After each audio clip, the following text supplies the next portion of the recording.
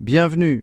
Aujourd'hui, je vais vous plonger dans les histoires de rois et reines africains légendaires, ces visionnaires, guerriers et souverains qui ont façonné le destin du continent.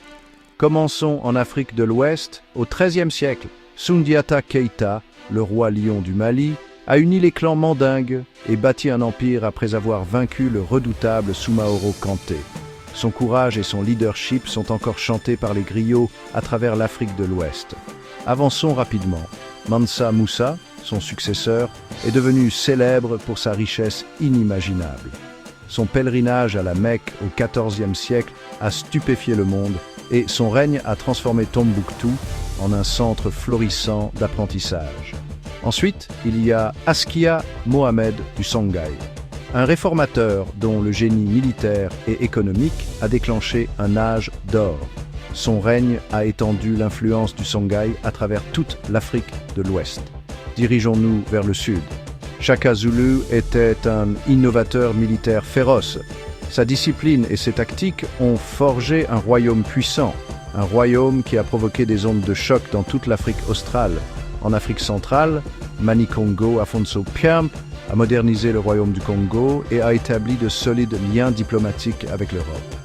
Même sous la pression extérieure, il s'est battu pour maintenir l'unité de son royaume.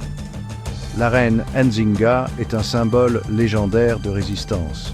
Régissant le Ndongo et le Matamba, elle a défié les colonisateurs portugais pendant des décennies, mélangeant une stratégie brillante avec une négociation intrépide pour protéger son peuple.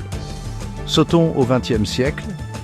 Haïlé Sélassié d'Éthiopie est devenu une icône mondiale de la modernité et de la résistance, faisant face à une invasion italienne et inspirant le mouvement Rastafari.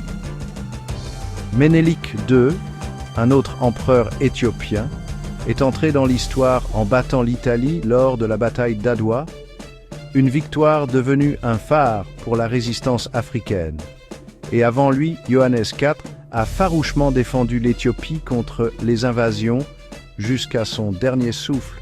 Plus au sud, Moshoeshoe Ier, le fondateur du Lesotho, a utilisé la sagesse et la diplomatie, ainsi que la protection des forteresses de montagne, pour protéger son peuple contre les menaces extérieures. Lobengula, dernier roi des Ndebele, a tenu bon face aux ambitions coloniales britanniques, devenant un symbole de résilience. Depuis l'Afrique du Nord, Hannibal Barca a traversé les Alpes avec des éléphants pour défier Rome. Son nom résonne comme l'un des plus grands esprits militaires de l'histoire. Massinissa, le premier roi de Numidie, a uni les tribus berbères et a établi un puissant royaume nord-africain. Et qui pourrait oublier Cléopâtre VII, la dernière reine d'Égypte, intelligente, charismatique et farouchement indépendante, elle s'est battue pour préserver la liberté de sa nation, même lorsque Rome se rapprochait.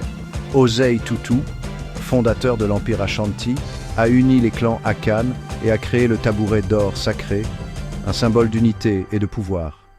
L'histoire de l'Afrique est remplie de rois, de reines et de héros remarquables qui ont laissé une marque indélébile sur le monde.